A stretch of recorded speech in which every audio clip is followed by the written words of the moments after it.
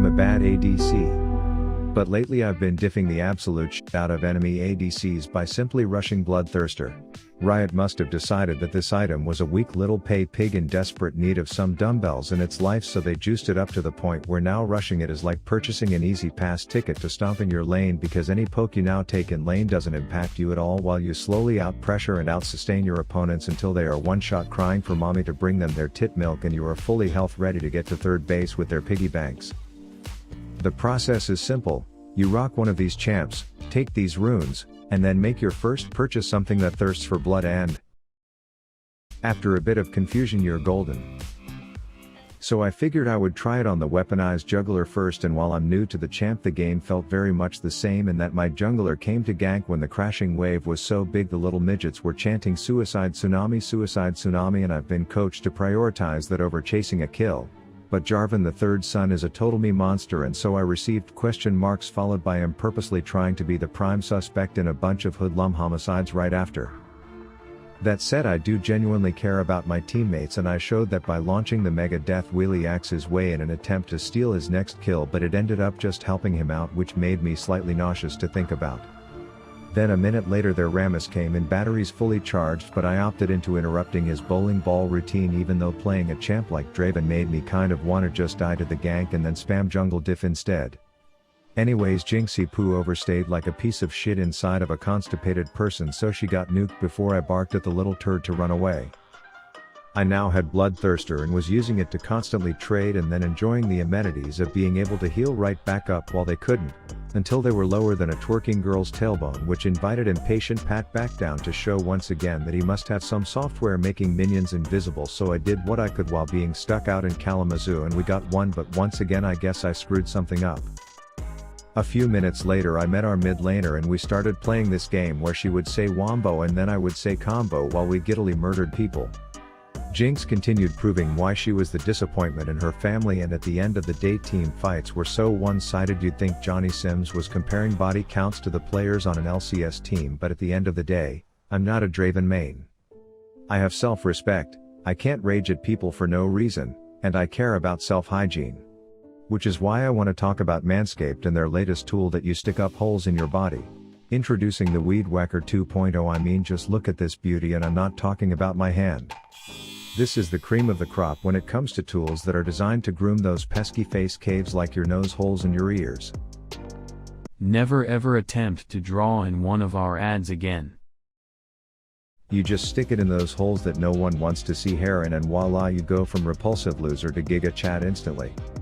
The Weed Whacker uses skin-safe technology, which means you can do this all you want with no risk of cuts, plus the entire thing is completely waterproof, so you can do your grooming in the shower without worrying about this happening to you.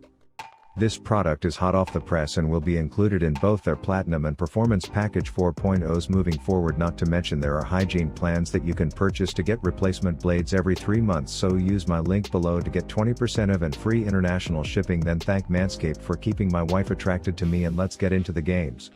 Okay, let's get into this big-titted Betty with a Bloodthirster, which is what I should have called the video, but anyways, the whole laning phase I had to deal with little swirly Sarah, but the second her butt buddy was MIA we decided that beating up a 6-year-old girl was exactly how we wanted to spend our day, until I apparently forgot about my flash key, which made Obama's wife get a little pissy. But here's the thing, I had a plan, and that plan was to wait 10 seconds and then show her just how hard I can flash when it's much less convenient and also might just get me killed. But it worked out despite her questioning if my brain cells were in attendance, and after a few more seconds, when this dumbass Caitlyn proved to be more stored effective than me, I had to explain that there's a dark story behind my badness. Anyways, I get word that there is some clowning around going down in jungle, no pun intended, and I guess if you hire a clown at least one toddler is bound to show up, so I head over to make sure she doesn't light anything on fire, because hurting others with fire is bad.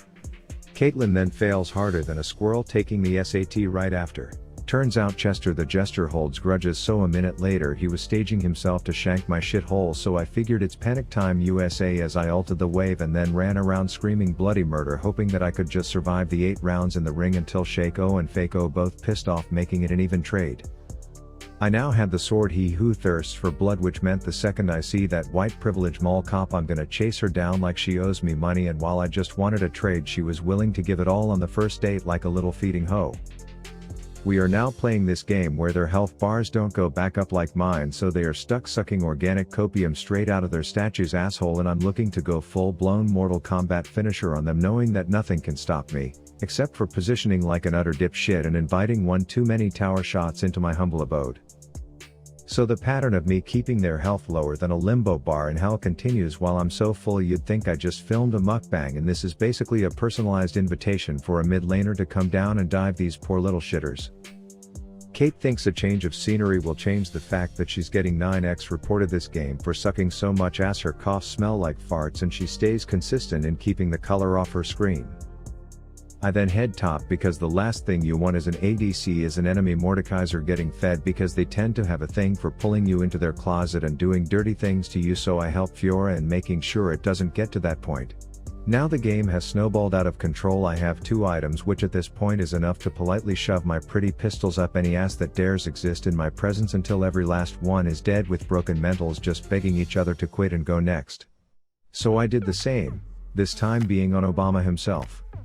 We were against an inting Cyan support, which was great because his hitbox for Blitzcrank was fatter than Aunt Jemima's giant diabetic ass, so an early gank made for an easy spank and we were off to a good start. Then I did something rare for me, which was look at my mini-map when I noticed someone who doesn't do much looking at all was up in river, so I unite with the boys and make sure Rift Alexa announces me as the key player in Lee's death.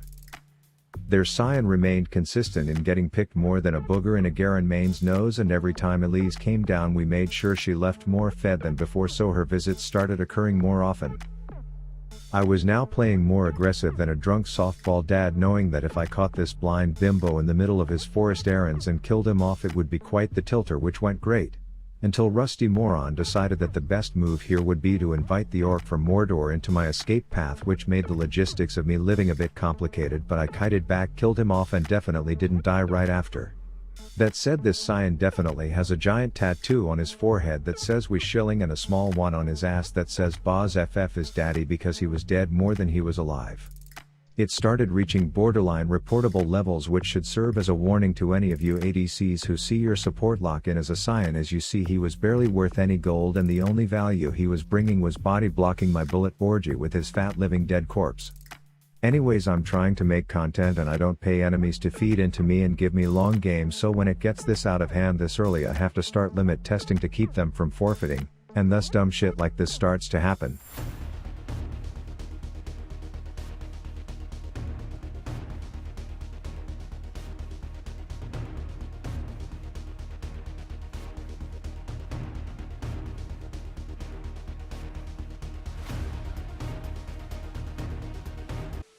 And I guess Rift Alexa was announcing so many kills down here that everyone thought they were just being handed out if they came to, as stupid Cyan ulted a whole 5 feet and I continued to do what I would call fighting front to back, while anyone who knows what fighting front to back would call just being a clueless moron, as we kill Cyan once again.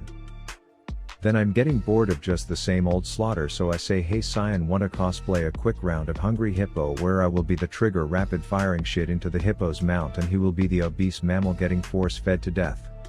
It was nice fun.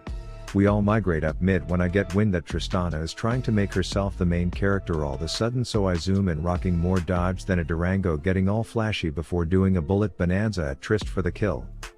Then I reunite with the rest of the department who are currently focused on killing a small child and learning from Amber Heard's mistakes to actually get some cash off of Jack Sparrow. I assist in the latter and it goes quite smoothly. Mid-game is getting a little worrisome as my whole team is now trying to be the top donator to the Make a Fed Trist Foundation, and while I think I can put a stop to any bullshit before it gets out of hand, the reality of the situation is I'm piss low awful at this game, so all I can do is kill a Cyan that's already been killed a baker's dozen times.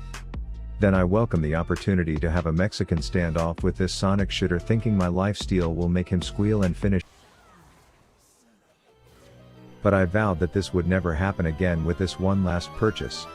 I'd be invincible and was willing to prove it by playing turbo aggro into a goddamn Annie. But the only thing that I ended up proving was what I said at the start of this video. I am a bad ADC. But if you are like me, try this build and don't do dumb shit, and I think you'll like the results.